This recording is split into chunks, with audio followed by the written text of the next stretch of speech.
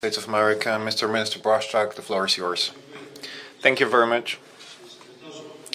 Mr. Secretary, thank you very much for a good and fruitful conversation that confirmed our deep partnership, strategic partnership. Our meeting is of special importance and power, especially now in times of security crisis due to the actions of Russia.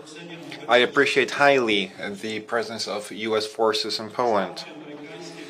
The support of the United States in those difficult times is a sign of responsibility and an ironclad engagement in the security of Poland and Europe.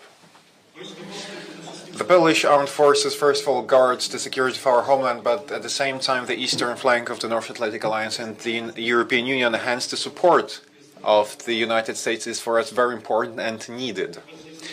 Currently we are facing serious challenges. We are at the verge of the most dangerous conflict since World War II. Unity and cooperation as part of NATO is the best response to an aggressive action by Russia. Now, the imperialistic policy of the Russian Federation requires from us and all the allies complex activities and complex deterrence and defense. We have welcomed additional U.S. troops in Poland that reinforce NATO's eastern flank. They're also in Poland. We have additional British soldiers as well. We give them support and we will cooperate with them as long as it is necessary. Mr. Secretary, thank you very much for the reinforced presence of U.S. in Poland, and thank you for your declaration for further reinforcement through NATO and the United States if such a need arises. Together we are able to be efficient, effective and achieve more. We have a joint objective, being peace and security. Thank you, sir, personally also for the good news. Stronger together. Thank you. Bardzo dziękuję, panie ministrze. Thank you very much. And now the Lloyd Austin. Well, good morning, everyone, and thank you for joining us. I'm glad to be here today with Defense Minister Blaszczak in Poland. And Poland is one of our most stalwart NATO allies. Mr. Minister, thank you for your gracious welcome and for the very productive conversation. I also look forward to meeting with President Duda and traveling to Powice Air Base to visit with U.S. and Polish military personnel later on today. Revolutionary War, when Polish heroes fought side by side with us to gain our freedom, Poland and the United States have developed a special bond in the defense of liberty. Soon after World War I, American volunteer aviators provided air cover for Polish forces fighting for their own country's independence. More recently, Polish and American soldiers fought and died together in Iraq and in Afghanistan against common threats to our security. And today, our relationship could not be stronger.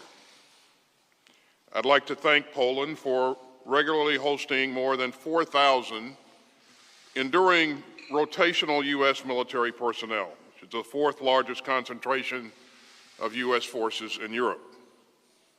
And of course, in light of Russian force buildup near Ukraine, we appreciate Poland for hosting an additional 4,700 U.S. soldiers who are prepared to respond to a range of contingency.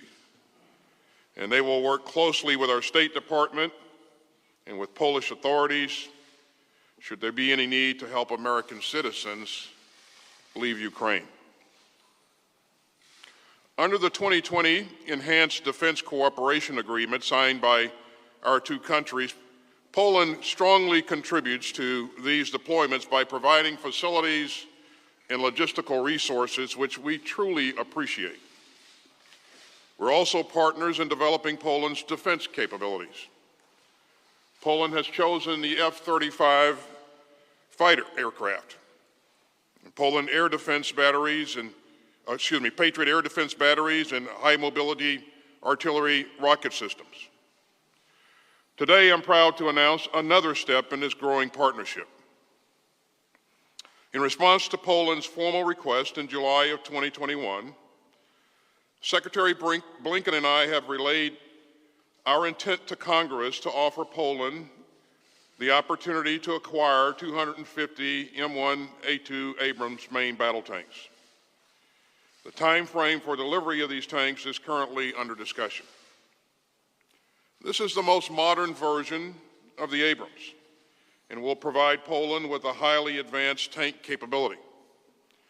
It will also strengthen our interoperability with the Polish armed forces, boosting the credibility of our combined deterrence efforts and those of other NATO allies.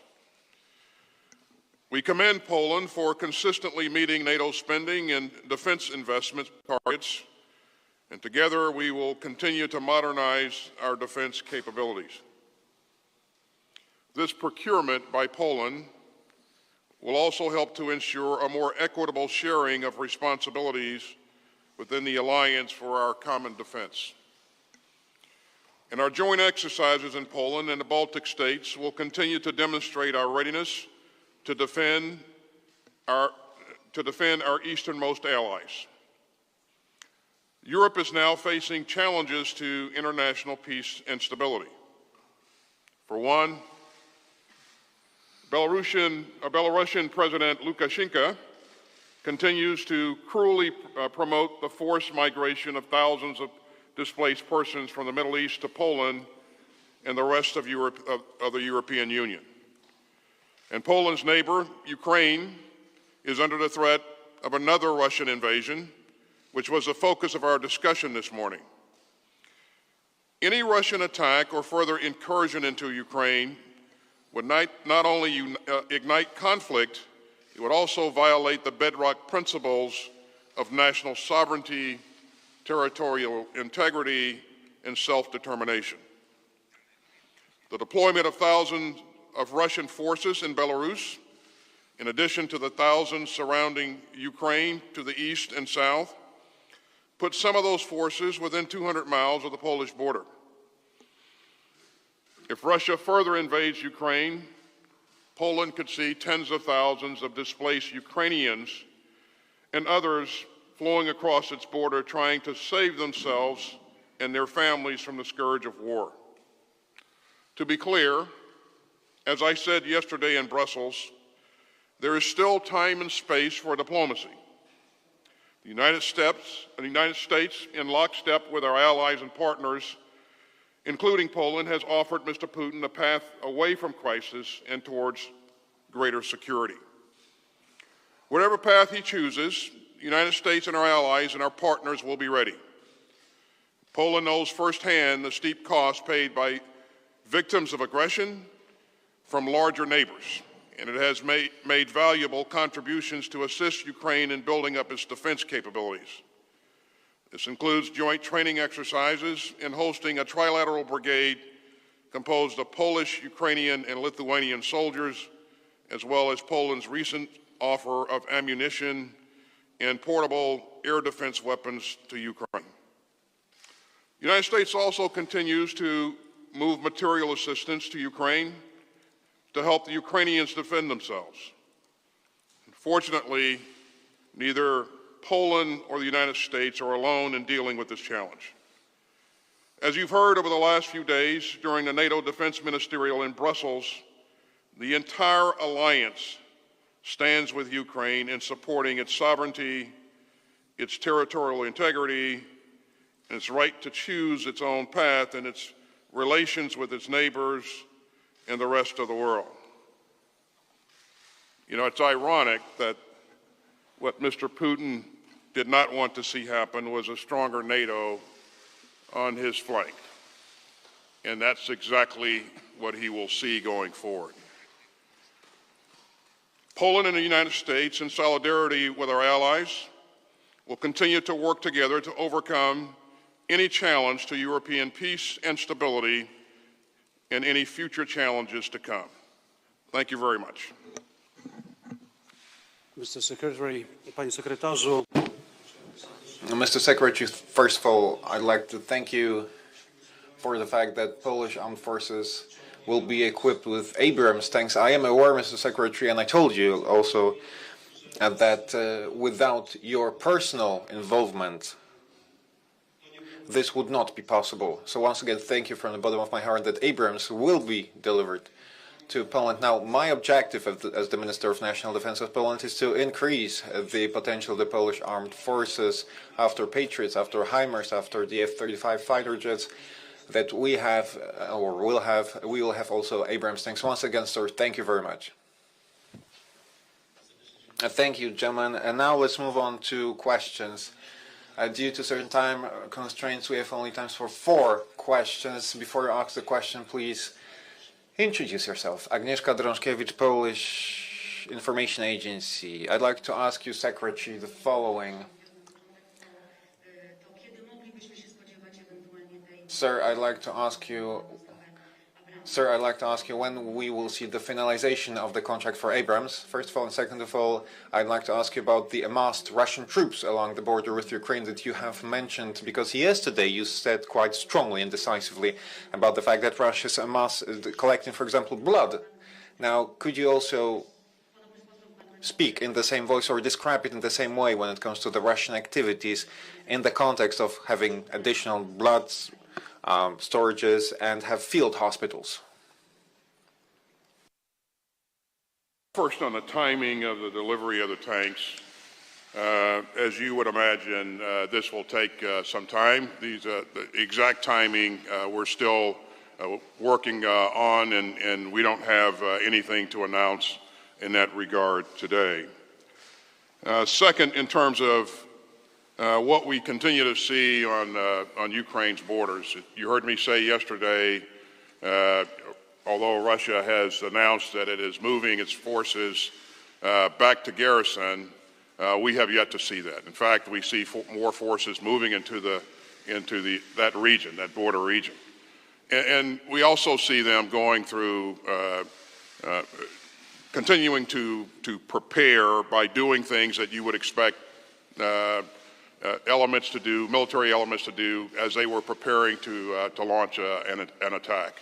So it includes a number of things in terms of moving closer to the border, dispersal of troops, increasing logistical capabilities, and so again, all of the indicators continue to indicate that he will maintain the capability to launch an attack at most any time.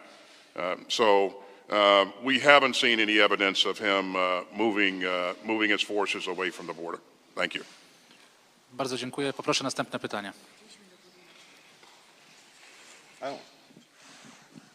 Hi, sir. Jim Garamone from DoD News. Mr. Minister, a question for you, and thank you for having this in such a beautiful place.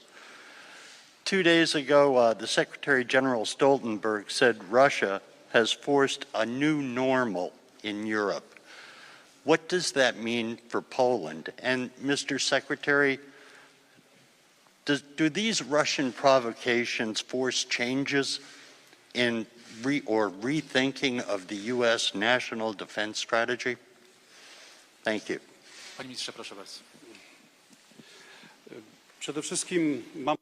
So first of all, ladies and gentlemen, we are dealing with an attempt to rebuild the Russian Empire by Putin.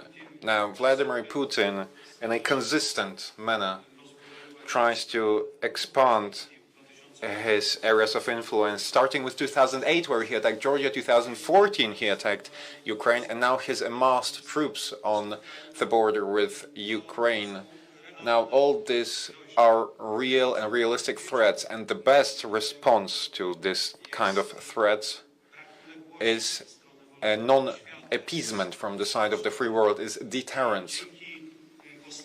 And thanks to the approach and posture of the United States of America, such a policy as it is now is very good. Now, evidence of this policy is, for example, the presence of additional U.S. troops in Poland.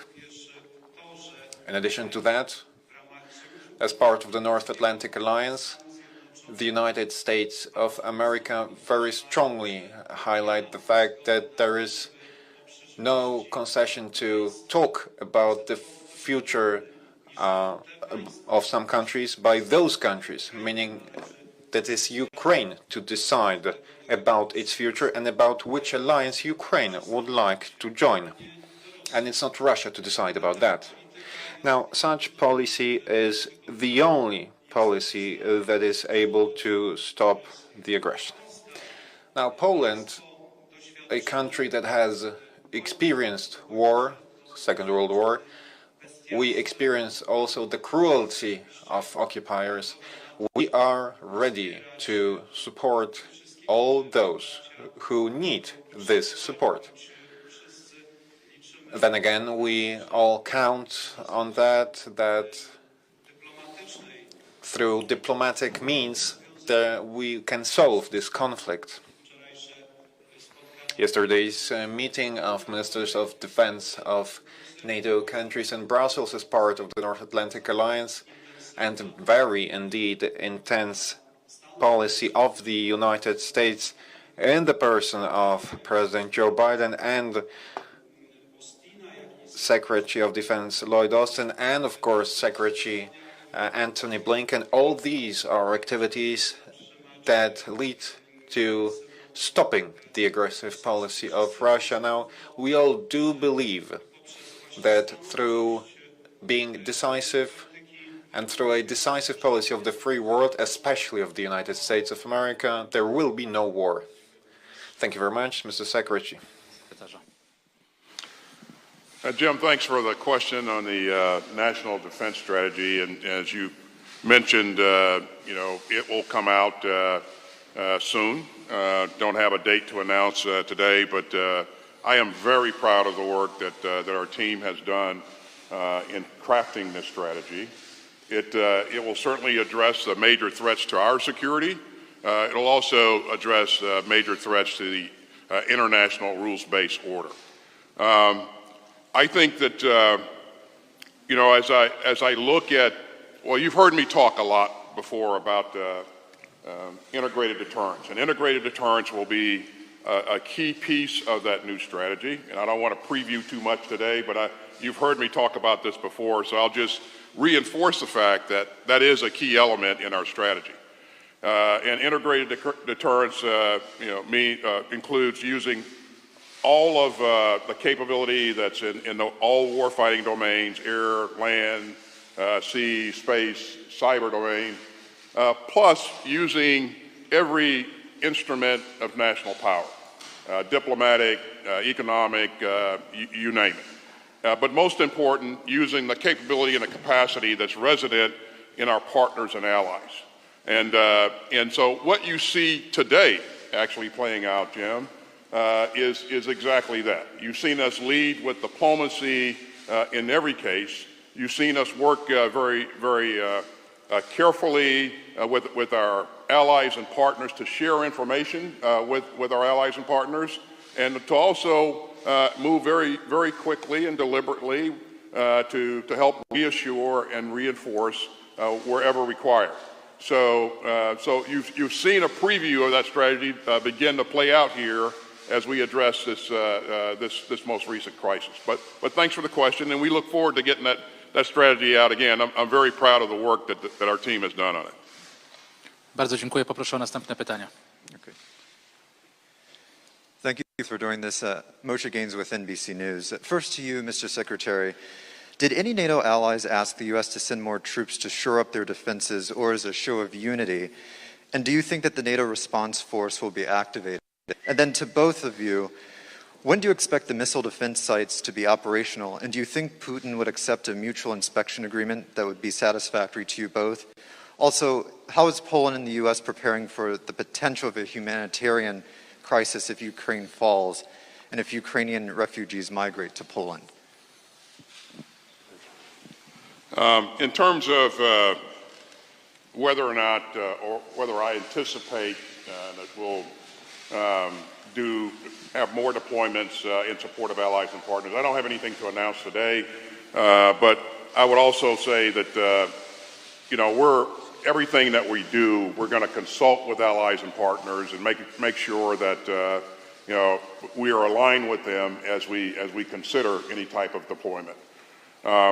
So you've also heard me say that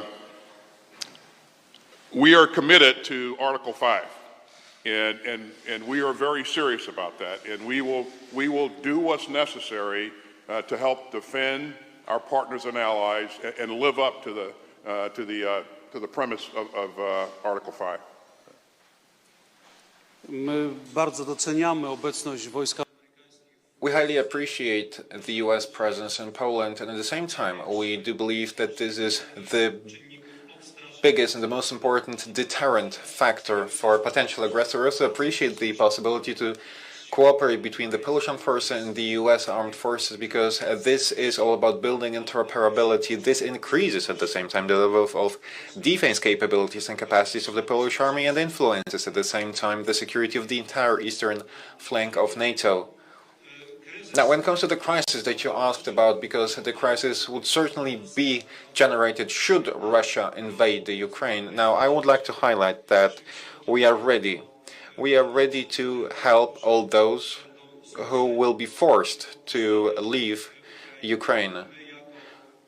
We, as a nation that has so strongly and badly experienced World War II, we know what support is all about, and we are ready, of course, to support all those who need this support and who suffer because of such an aggression.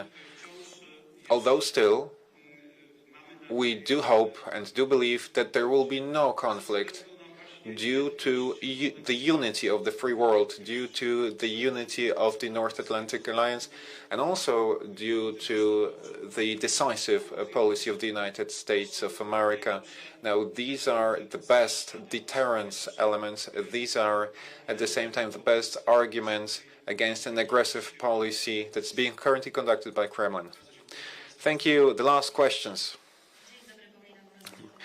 TVP Info, a question to the Minister and to the Secretary as well. First of all, I wanted to ask you about a part of those 250 Abrams tanks. Does Poland plan to buy further vehicles or equipment as part of U.S.-Polish cooperation? I also like to ask if Russia will continue to escalate this military situation. Will the U.S. decide to increase the military potential on the eastern flank, and where those servicemen could be deployed? Thank you.